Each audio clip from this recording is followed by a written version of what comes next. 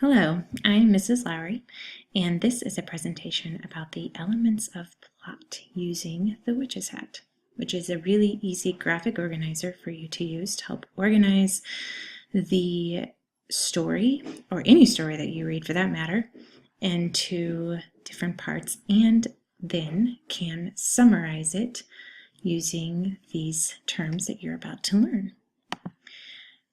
You should have a handout of the witch's hat that looks something like this.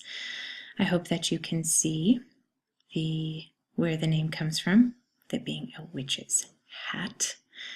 And we are going to be learning each one of these pieces. So as I teach them, please write them in your notes. The first piece to any story is called the exposition. It's where you're introduced to the characters, like the protagonist and the antagonist, which we will get to later. So for now, I just want you to focus on the introduction of the characters. You'll also be introduced to the setting, when and where the story takes place, which might change many times throughout your story. And finally, the point of view.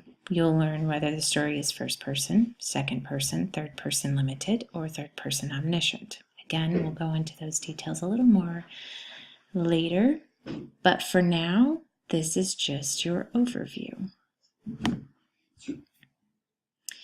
As we go through each piece, we're going to be breaking down the pieces of a story just using a Garfield cartoon. So the exposition of this story, we can already tell in this first slide, is Garfield.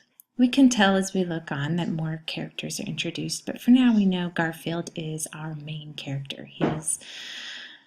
He may be the protagonist and the antagonist, but we can get more into that later. But for now we know he's the main character. Looks like another character is introduced, the worm.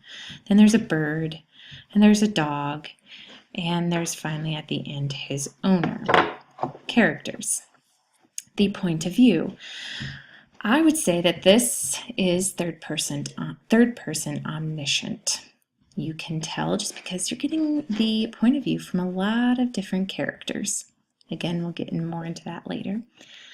The setting looks like it's happening outside, mostly around the bird's bath. The opening scene. The opening scene is when the action starts. The action starts in this Garfield cartoon, I would say when the bird dives in for the worm. Before you can see some things taking place, but the action itself doesn't really take place until the bird dives for that worm. And then you see Garfield's excitement. And that's when the story really starts taking place. The rising action is our next piece.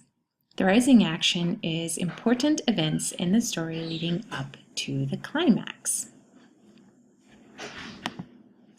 In the Garfield cartoon, we have a lot of events leading up to the climax. Garfield dives in after the bird. The dog dives in after Garfield. And then they are obviously in need of help. The next piece of your story are conflicts. Conflicts are problems that the character faces.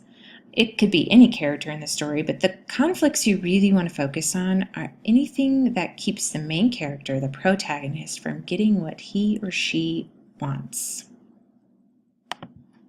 In the Garfield cartoon, there are quite a few problems. First for the worm, then for the bird, then for Garfield, and then the dog obviously also has a problem. And if you look closely, his owner is reading a book that might give you a hint of what might happen next.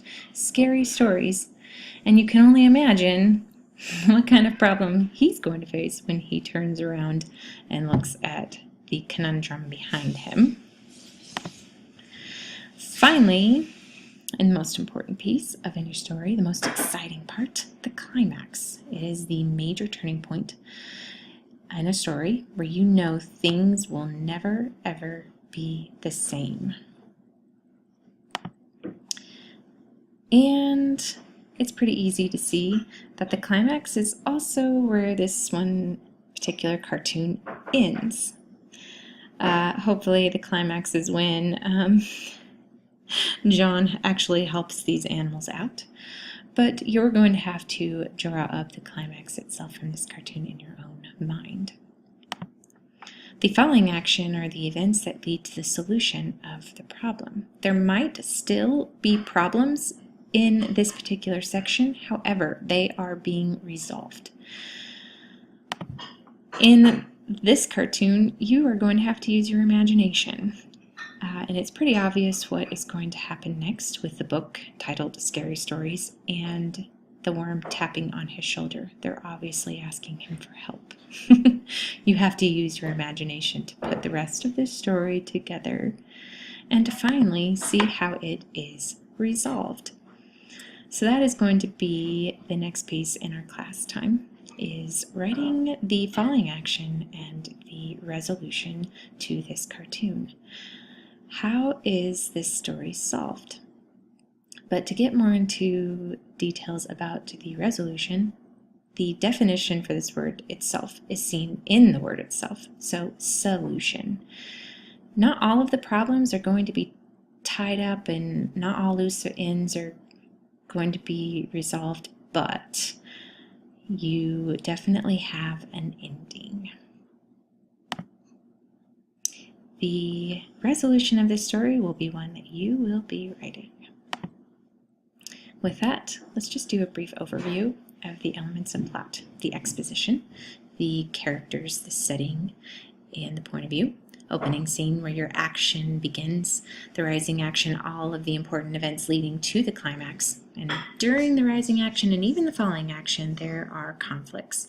Those conflicts are problems that the main character faces that keeps he or she from getting what they want. Falling action is any events that lead to the solution of the problems that character faces.